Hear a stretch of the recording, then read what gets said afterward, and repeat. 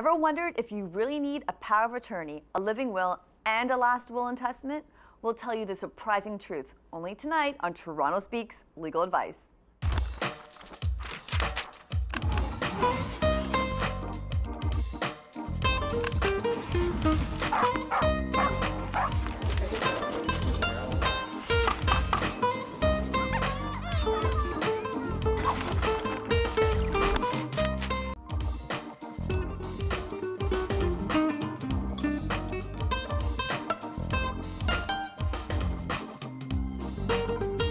Welcome back to Toronto Speaks Legal Advice. I'm your host, Natalka Falkmer. Before the break, we were talking about wills and estates with Mark and Lena from Access Law. And now I have the pleasure of welcoming on Tony Baker, yet again due to popular demand. Tony not only sits as an adjudicator and presiding lawyer on the Consent and Capacity Board, but he's also someone that taught the principles of negotiation and mediation at various Ontario post-secondary schools. Welcome, Tony, and thank you for coming back on. Thank you for having me. Really happy to have you on. We already have people waiting to speak with you. So before we wait, I'm going to get the names up there and we'll dive right into that. Any thoughts about big mistakes you've seen over the last year since you've been on with your clients?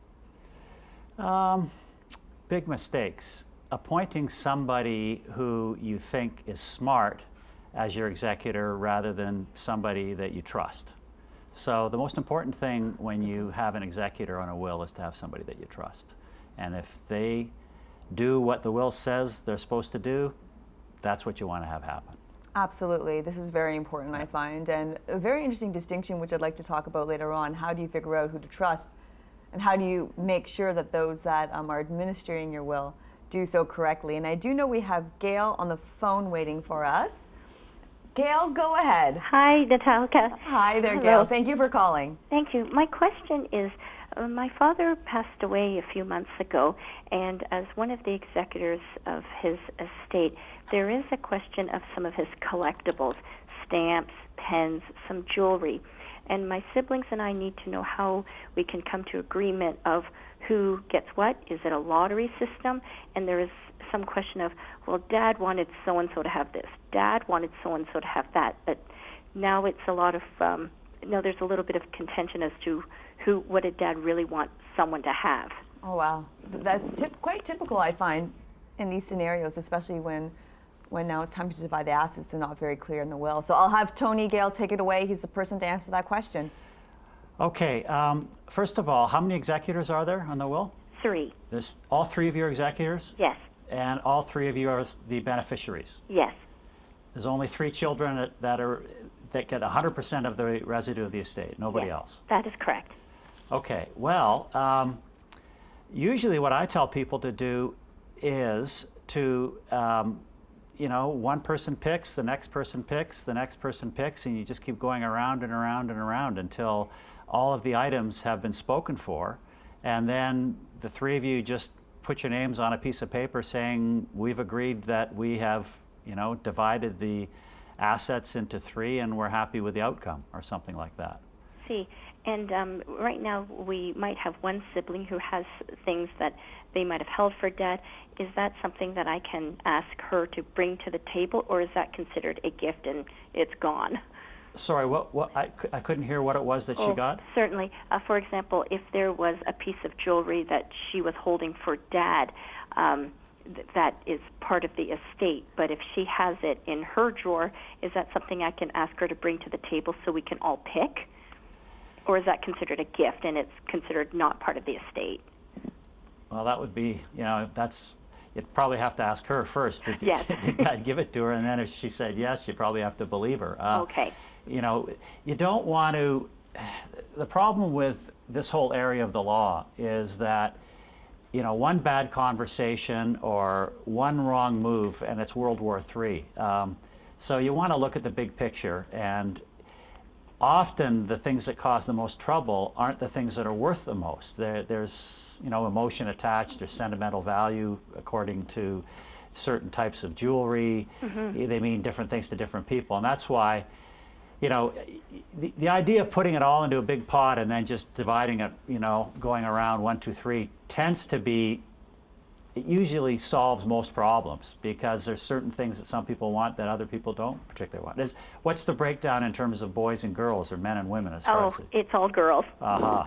Yes. So And nobody wants the old baseball card collection then? exactly, and Okay. there may be, of all of the sentimental value, there's maybe one or two pieces of monetary value, but there's a little bit of distrust going on. But Yeah. you do suggest that everyone just pick.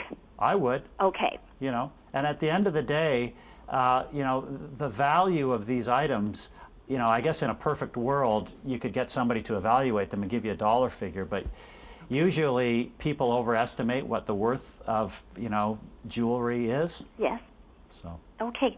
Thank you very much. you're welcome. Thank you, Gail. Hope that answered your question. And of course, to our viewers at home, we have Tony here answering your wills and estates questions. Happy for you guys to call in and call in early, as we typically have a lot of floods that come in waiting to get their questions answered. And we might dive into a next one right now. But quickly, one thing you did mention is for all three of them, once all of the assets have been divided, to write it down on a piece of paper and say, yeah, we agree, we're happy with how it's distributed. Just in 20-second soundbite, why? Well, it's evidence in the future if somebody goes home and the spouse of whoever that one is say, oh, you got ripped off, you got the raw end of the deal. Like I say, these things, they can ignite so quickly that you think you're going along a good straight path towards resolving it, and often it's not even caused by the blood, by the children of the deceased, it's caused by the spouses of the children of the deceased. Oh, wow. So you've got Mary who's married to Joe, and Sally's married to Sam, and Sam doesn't like Joe, and then all of a sudden Mary and Sally are at it. So if you've written it all down and made a copy for everybody, that ends the matter. There's no fighting about it afterwards. Perfect. Always lawyers, we say this all the time, but it's so true. Write it down. And we do have Jerry patiently waiting on the line. Jerry, go ahead. How can we help? Hi, guys. Hi there. I'm not well, so I made a will, and let me just ask the first part of I have two questions which are very important to me at this time. And we were happy to help you, Jerry. Go ahead. Okay. I've willed my body to the University of Toronto Anatomy Department for research and whatever. Now, the University of Toronto sent me all kinds of forms to fill out and I had to sign. And when I die, there's somebody from the University of Toronto is going to come over, pick up my body, and bring it to the University Department of Anatomy. Does that have to be in my will, or is those forms enough? Oh, that's a wonderful question. And I think Jerry, I think I might be Gary. I just saw the spelling of your name change, so please correct me if I'm saying it wrong. It's Jerry. Jerry, okay, great. Tony, please go ahead. Well, it wouldn't hurt if you haven't done a will recently or you're planning on doing one to put that right in the will. But if you don't, the law is that, and people get confused about this. So sometimes you'll see people actually put in their will that I want to be cremated or I want to be buried in such and such a cemetery. That's a wish, but legally it's still up to the executor, and the executor, I guess morally, should follow the wishes of the will, but legally doesn't have to. So the executor is the legal owner of an estate, and when somebody dies, the estate is run by the executor, and the deceased's body is part of the estate. So it really is up to your executor. So whoever the executor of your will is, you should make sure that they know what it is you want to have happen, and hopefully they'll work with the University of Toronto, when the time comes along way down the road. But like I say, it wouldn't hurt as well. It may be redundant, but it'd be like whiskey to a dead man. It may not help, but it can't hurt if you put it in your will as well. Okay. So just to be clear, so if Jerry does not put into his will, it still can support and it can still be interpreted as being part of his last will and testament? No, it wouldn't be part of his last will and testament. It would be like a side deal that he's made with the University of Toronto. And legally, the executor's not bound by that. So it's best to make the executor know and put it into the will. And even then, I don't think the executor is legally bound by it, because ultimately the executor can do whatever he or she chooses to do. Okay. Now, that we get back to the morality of it. I mean, I can't see why they wouldn't follow. Why would an executor not want to follow those wishes? So realistically, it's probably not a problem. My executor If it's said not he in did. the will and you tell the executor and you've got it on a piece of paper somewhere in your safety deposit box, I'm sure there's not going to be a problem. And I just heard Jerry say that his executor said he would do it. Yeah. So this is great news. That's the key. So Jerry, does that answer that part of your question? Yes, thank you very kindly. But the second part of my Go question ahead. is, I have one beneficiary and one executor, and he's not related to me by blood. I have 5 brothers and 1 sister, and I don't want them in the will at all. I have no purpose of having them in the will. Now, since I've only got one beneficiary and one executor, and he's not related to me, but he's a good friend, will there be World War III? Well, is the executor and the beneficiary the same person? Yep. Okay.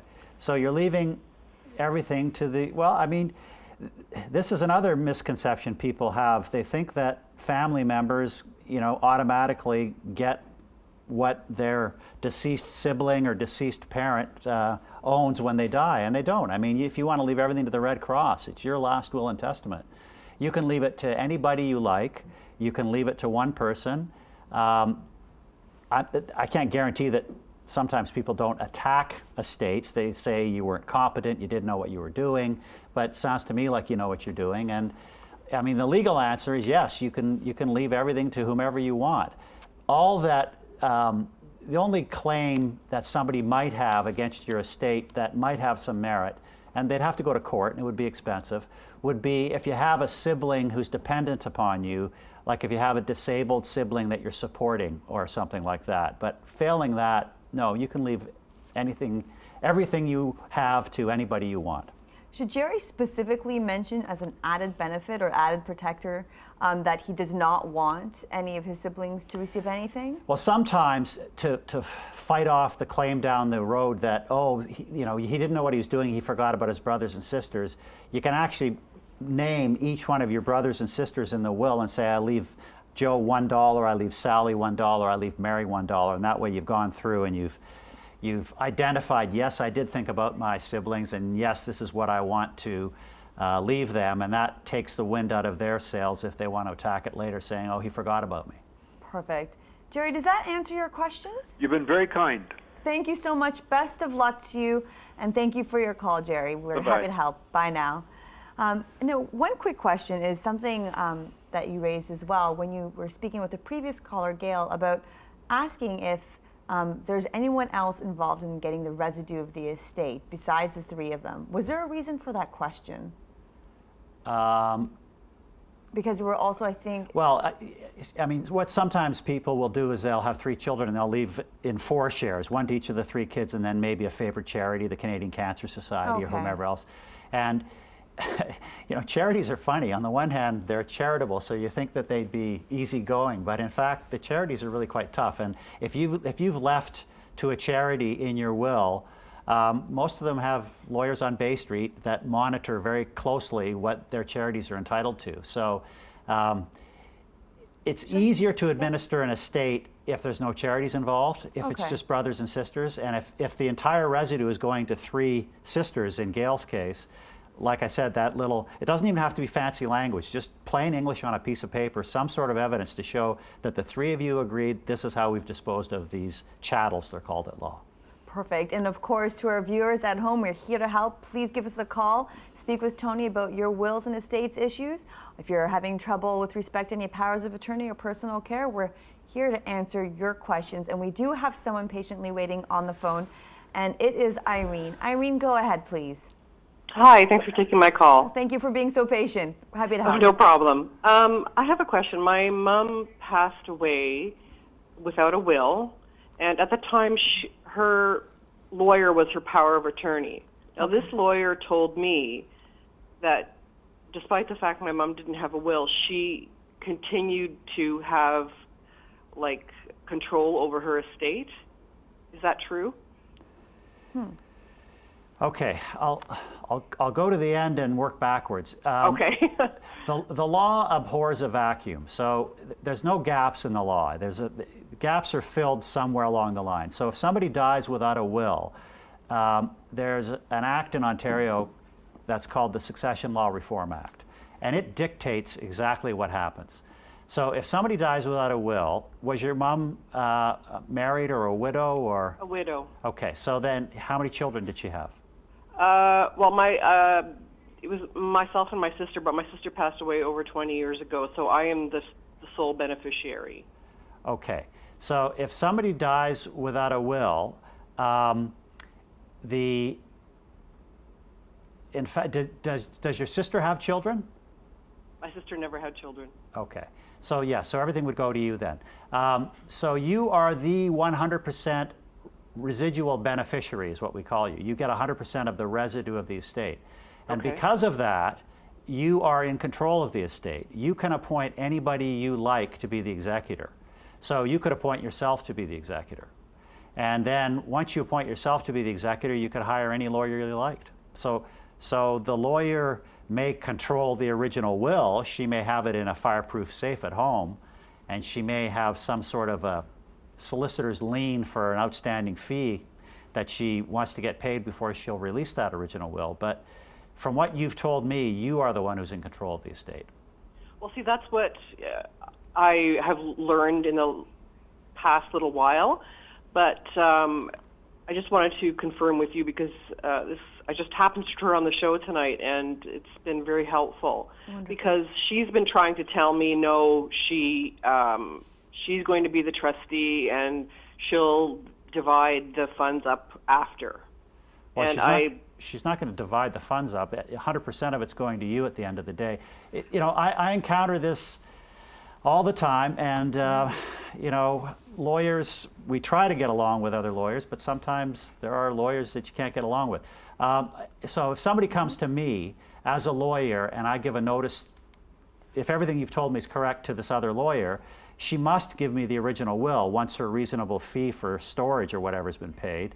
And if she doesn't, I'm obligated to go to the Law Society, and she's not going to risk losing her license to practice law over one will.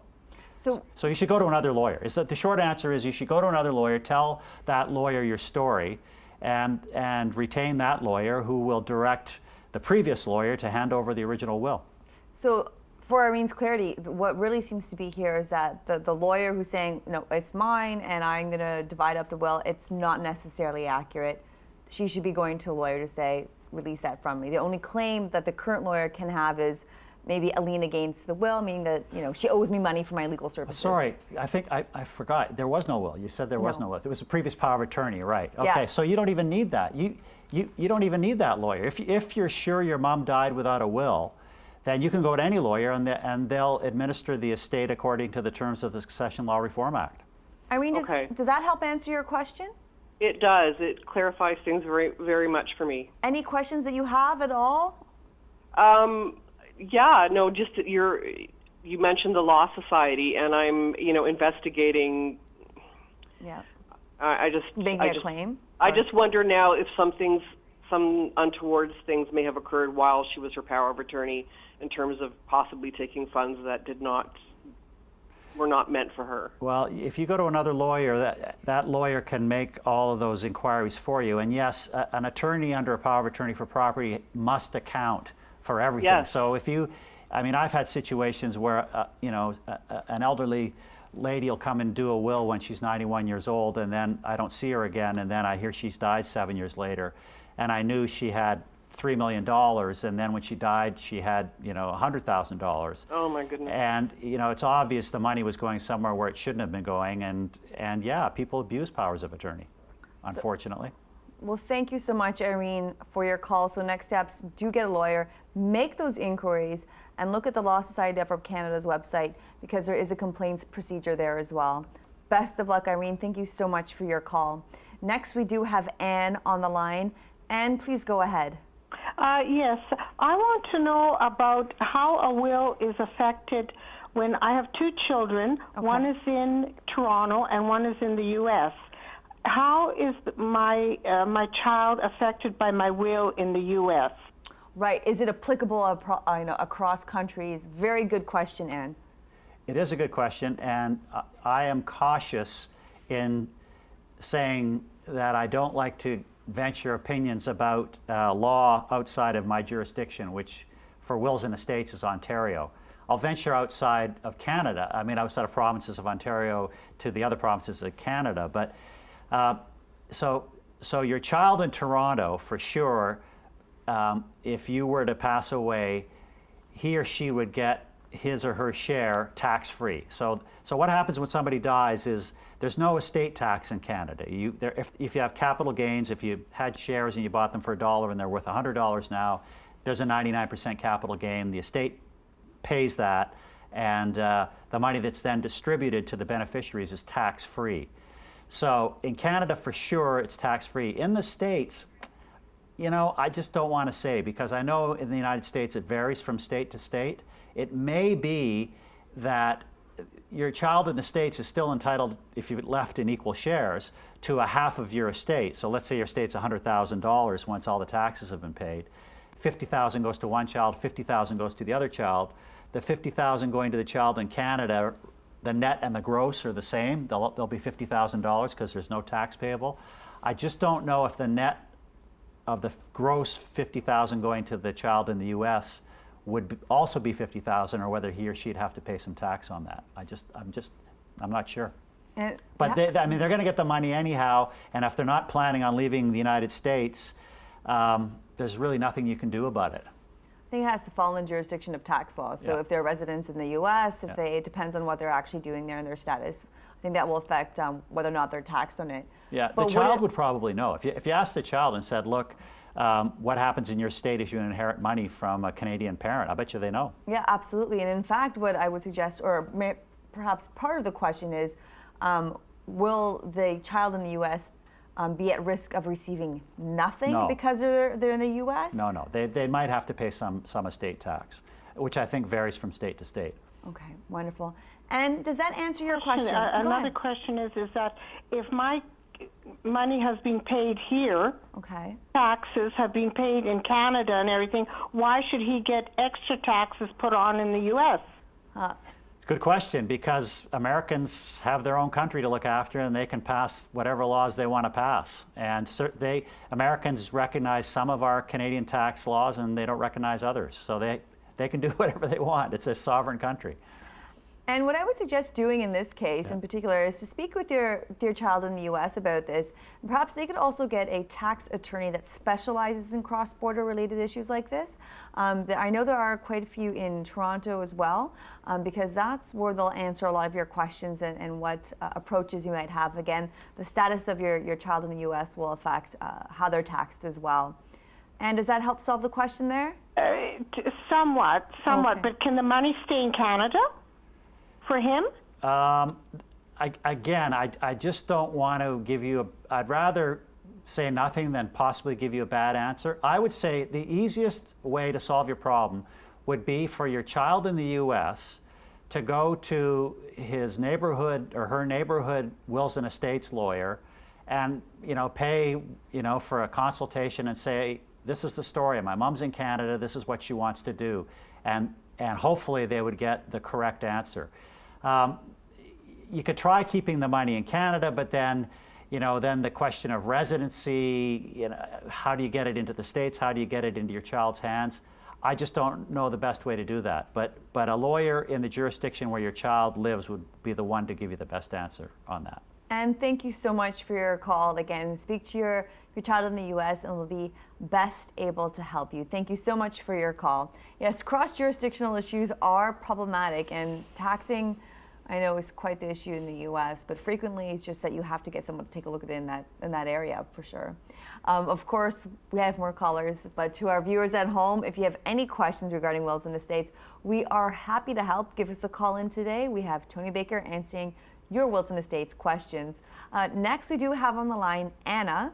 You ready for another one? Sure. All right, Anna, go ahead. How can we help? My question is, I have left a will, and the bulk of it would go to my son and daughter. And I was wondering what would happen if, God forbid, let's say my daughter passed away before her husband. Would it automatically go to her husband? Or could I will it that if anything happened to her, that it would go to my grandchildren instead? That's a great question. Tony, go ahead. Okay. Lawyers aren't supposed to use Latin in Ontario anymore. We're supposed to use plain English. But you'll hear lawyers use the phrase per stirpes often. And per stirpes is a Latin phrase that means by stalk. So if you think of a beanstalk or a shoot of corn going up that's got shoots coming off it, you've got two shoots. You've got a son and a daughter, and you're leaving everything to them. Is that right? I'm not leaving everything. I'm leaving, let's call it 30%, 30%, and then I have 4 grandchildren that I'm leaving 10% to each of them. Okay. The easiest way to keep it within the bloodlines flowing to your grandchildren at the end of the day is to, and your lawyer will tell you this when you get your will drafted, is to use the word per stirpes. So if you leave, let's say you divide the estate into 100 shares and you leave 30 shares to your daughter per stirpes, it means if she dies before you do, her children will inherit her share. The husband won't inherit the share unless you specifically name him. If you leave it to your children per stirpes, it follows the bloodline. So if a child dies before a parent, the child's stock, her share, goes down to her children, which would be the testator's grandchildren. Now, what would happen if Anna, hopefully in a long time from now, does pass away, and her daughter's still alive, and God forbid, the daughter does pass away before the husband? Does that per stirpes word still come into effect? No. Because if her daughter's alive, she'll inherit the share, and then it goes where her daughter's will says it goes. So her daughter may leave everything to her husband. Okay. So that's why it sounds like Anna here has thought ahead, and she's leaving to her grandchildren right away without it going through per stirpes. Okay. But if she leaves it to her grandchildren and to her children, whoever, even if the grandchildren die, if the grandchildren have children alive, it'll go to their children. It just keeps going down until it stops. Anna, does that help answer your question? Yes, it helps me a great deal, but I wish you would spell the word that I need to use in the will. Okay, it's per stirpes. Stirpes is S-T-I-R-P-E-S. 2 words, per, and stirpes is the second word. Yeah, so you can leave a share either per stirpes or per capita. Per capita is by head. That's Latin for head. And if you left a share to your daughter per capita, let's say you had 100 shares and you left 30 shares to your daughter per capita, and God forbid your daughter died before you did, that bequest lapses, so it stops. And that 30% that should have gone to your daughter goes back into the pie, and then the 70% that's remaining gets distributed as if it were 100%. So everybody else will get a little bit more of your daughter's share per capita. But most people don't like per capita. 90% of the people I do wills for like per stirpes because they like the idea of it following the bloodlines all the way down to their grandchildren. So per stirpes, 2 words, and spell stirpes just one more time. S-T-I-R-P-E-S. Wonderful, Anna. Does that help? E-S, yes. That helps a great deal. Thank you so much. Thank you, Anna. You have a wonderful day. And again, sorry, go ahead. Did I just interrupt? First time that any legal person has ever explained it properly to me. See, that's why we're here, Anna. That's why we're here. We're so happy. And thank you so much. Thank you for your call. I'm happy that we can help. Thank you so much. Thank you, Anna. Have a wonderful day. Good night. Good night. Wonderful question. Now, here's just a quick one before we move on to our next caller. We have only a couple more minutes left for this segment. What happens if the 4 grandchildren that were each left 10% are minors? Does it automatically go to their bank account, or does something happen? It gets held in trust by the executor, who must hold it until they reach the age of 18. Okay. And also must notify the children's lawyer. So in Ontario, until you're 18, you're not really a legal person. You don't have any capacity to make a contract. And the children's lawyer is an institution that looks out for the benefit of all children in Ontario. And if any child in Ontario is a beneficiary in a will, the executor must notify the children's lawyer, who basically monitors it. So every year you've got to report to the, like when I have a grandmother who leaves everything, or even a share, let's say she has 100 shares in her estate and she leaves 10 of those shares to her 16-year-old granddaughter. I'll take that, and let's say the estate's $100,000. I'll take that $10,000, if I'm the executor, and I'll put it into a guaranteed investment certificate or a Canada savings bond, something that preserves the capital, so we can't lose the capital, that generates some sort of interest. And then I tell the children's lawyer, this is what I've done, and they sign off on it. And then when the child's 18, the child gets the full amount of the capital and any interest that's accrued on it, and they're paid out, and the children's lawyer signs off, and everybody's done their job. Wonderful. That's actually some great information, because you think it goes automatically to them, and sometimes people are concerned about whether or not they should be passing off any money to minors. So that's a wonderful answer. And we're going to get to our next one. We have about 5 minutes left before we go to our break. So we have Greg patiently waiting. Want to get to him before we go to break. Sorry, Greg, go ahead. Oh, hi. I have a question. I live in Toronto with my father in the same house, and my sister lives in Austria, okay? So I'm just wondering if my dad makes out a will to me, and I'm the sole beneficiary, can she contest it in any way from Austria? She was born in Toronto, but she's always lived in Austria since the 60s. Wow. So I'm just wondering, can she somehow come back and contest it? And even though my dad's written, very clearly that everything goes to me, the house, so on and so forth. Good question, Greg, because again, this happens quite quickly and frequently rather after wills are being administered. Tony, go ahead. Well, the short answer is the same answer as I gave to a previous caller, which is your dad can leave the will to anybody he wants. He's not obligated to leave it to your sister. I don't know why he would want to not leave anything to his own daughter, but if he does not want to do that, to be safe, again, if he's only got 2 children and you're Greg and you're one of them, he should probably say in his will, I leave $1 to whatever the name of your sister is, and I leave all the rest to my son Greg.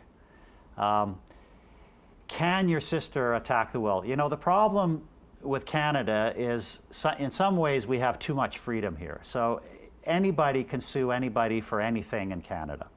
And there is a lot of frivolous litigation, especially in this area of wills and estates, because the person that made the will who has passed away is the only person that knows what was in his or her mind, and they're gone. Right. So then you're left trying to prove what was in his or her mind. And you try to prove it with written evidence or with hearsay evidence or with verbal evidence, and it's a hard thing to do.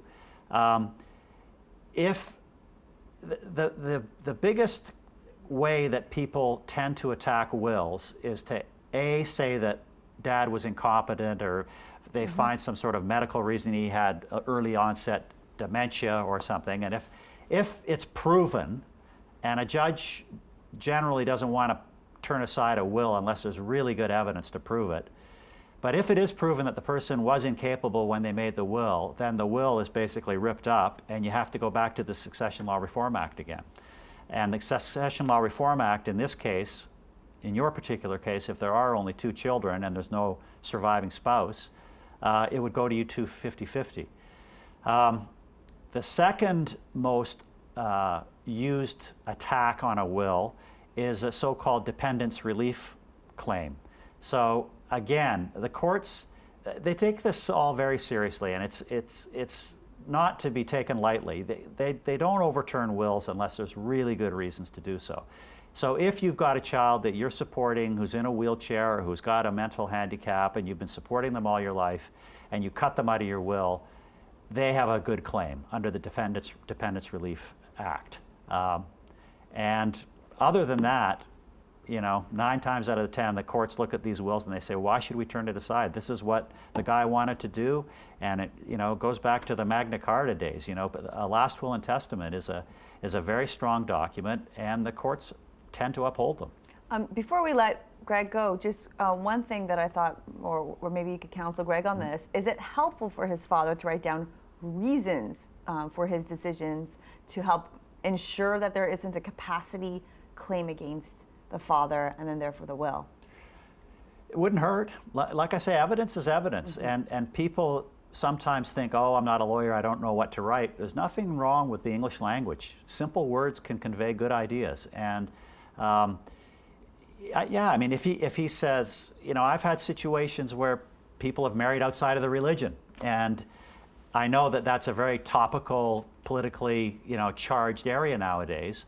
But the common law, the age-old common law, was you could cut somebody out of a will for any reason you wanted. It's your money, and if you want to leave it to somebody, those are your wishes. Now, if you want to write down the reasons why, it would be helpful. It wouldn't hurt. Couldn't hurt. And like I say, I actually put right in the will itself often, just addressing the name of the person. I leave to her $1. Yep. It's probably not a good idea to say because she was mean to me in the Father's Day of 2010 or something, but because that's just going to incite things. But if you show evidence that your mind addressed the fact you have a daughter and it addressed the fact you are leaving her out of the will, I don't think you have to go too much farther than that. Wonderful, Greg. Does that, well, rather Tony, but Greg, does that help answer your question? Yeah, that's great. I just have a really quick point.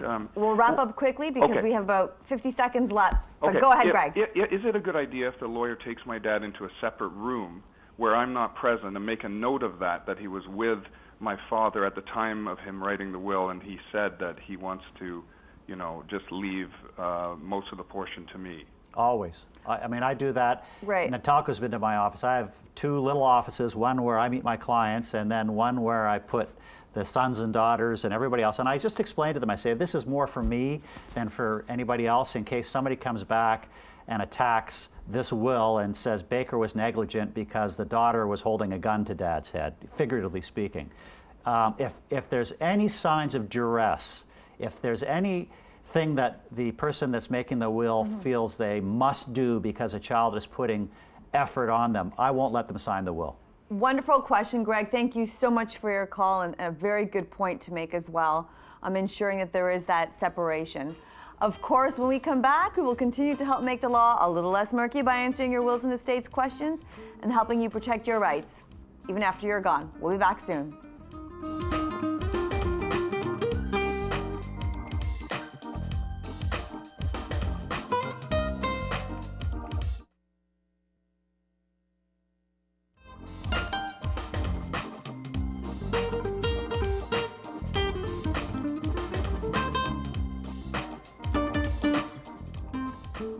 Welcome back to Toronto Speaks Legal Advice. I'm your host, Natalka Falcomer, and we are joined today by wills and estates lawyer Tony Baker. And before the break, we were discussing your rights and how to avoid common legal mistakes that arise when preparing your will and power of attorney. And the phones are ringing off the hook. Wait patiently. We do have someone that just tweeted to us from our Twitter fan base a question that we want to wrap up quite quickly, and we'll get to you callers. Be patient. The term advance directive, will that be used instead of living will to help clarify the difference from a will? And that's Vivian Hilder asking that question. Okay, so this area, the semantics confuse people for good reasons. First of all, the term living will is an oxymoron. So a will, as the previous guest on tonight's show talked about, she draws a line and she puts an X in the middle. And on the left of the X is what the powers of attorney address, and to the right of the X are what the will addresses. So a will deals with what happens after you're gone. A power of attorney deals with what happens while you're alive. There's two types of powers of attorney. There's a power of attorney for property, which deals with chattels, with goods and with bank accounts. And then there's a power of attorney for personal care, which deals with personal health care decisions. So if somebody is in a hospital and they're a Jehovah's Witness and they're unconscious and the doctor wants to give them blood transfusions, if that person follows the dictates of their religion, they will have appointed a daughter or a son as an attorney under a power of attorney for personal care to say to the doctor, no blood transfusions, we don't believe in them. Right. So that is what's called an advance directive, or it's called a health care directive. But it doesn't replace the will. So yes, it's a good idea. I think the question is, should I have an advance directive instead of a living will? They're really the same thing. An advance directive and a healthcare directive and a living will are all synonymous. And I think that the question is, will the term advance directive be used instead of living will? to help clarify the difference from a will. Yeah, an advance directive is a better word, I think. Yes. And it depends on where you go in the world where people use them. In the States, they use the term living will all the time. But the living will section is, as again your guest Lena earlier today pointed out, is a section in the power of attorney for personal care where it says, I want no heroic measures. Right. I do not want to be hooked up to a feeding tube. If the only thing that's keeping me alive is a machine, you can unplug the machine. If I can't breathe on my own, I don't want to be resuscitated. So they're in advance giving a direction to a healthcare provider to tell you how to provide healthcare for you. Perfect, perfect. And of course, we have some people waiting to answer more questions. Mary, thank you for being so patient. Go ahead. How can we help? Hi, thank you. I've just tuned in, so I don't know if you've answered my question, but I'll ask it again. Absolutely. That's why we're here, Mary. Don't worry. How is it that I can get a copy of my mother's will? She passed away about 5-6 years ago. Okay. There were just 2 siblings, my brother and I, and I have no contact with him. We don't speak. We haven't spoken in years. And I know that my mom left power of attorney will with my brother. A power of attorney and a will, or just a power? And a will. And a will. Wonderful. Yeah, she was hospitalized. She was put in a nursing home, and of course, my brother looked after all her things after that, or during that time. Okay, Mary. So how would Mary get her hands on a copy of her mother's will? Okay. The problem with this area is that a lot of people, again, make assumptions, and often the painful truth is that their assumptions are incorrect. But again, starting at the end and working backwards, if the will has gone through the probate process, and over 90% of the wills nowadays, you have to do that. Mm-hmm. You can go down, if you're in Toronto, you can go down to the Estates Court office, which is on University Avenue, and if you're somewhere else in Ontario, wherever your closest Estates Court office is,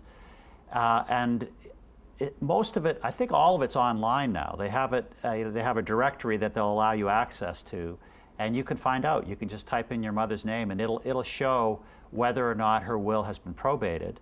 And the will is probated in the Estates Court office where the person's last residence was. So if she lived in Toronto, it would be University Avenue, and it'll show you the will. You can look at the will.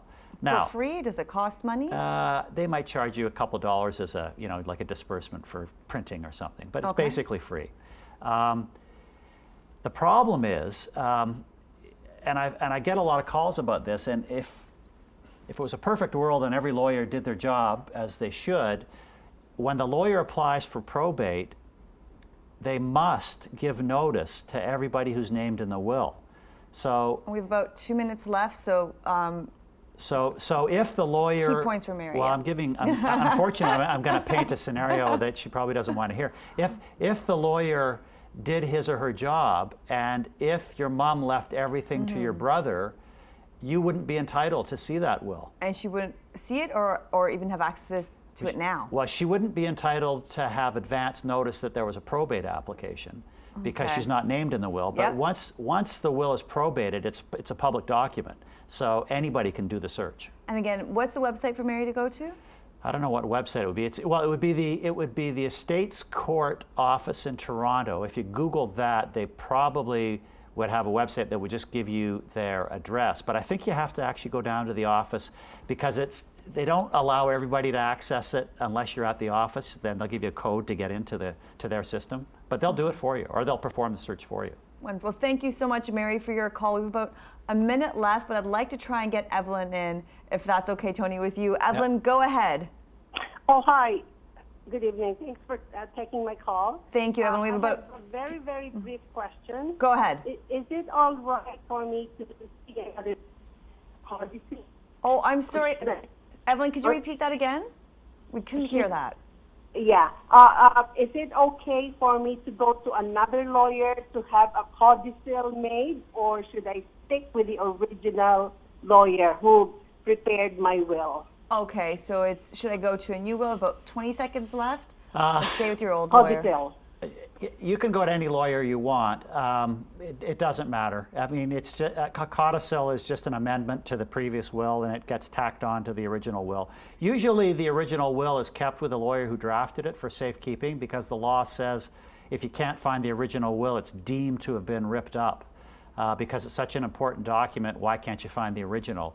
And for that reason, most clients leave their wills with their original lawyer. So, best idea in this scenario is to go to the original lawyer, stay there, because you don't want to have some confusion as to whether or not the will exists. Well, if you went to another lawyer, that lawyer would have to contact. Well, we gotta go. That's all the time we have today. Thank you. Next time, to our viewers at home for your calls and questions and comments.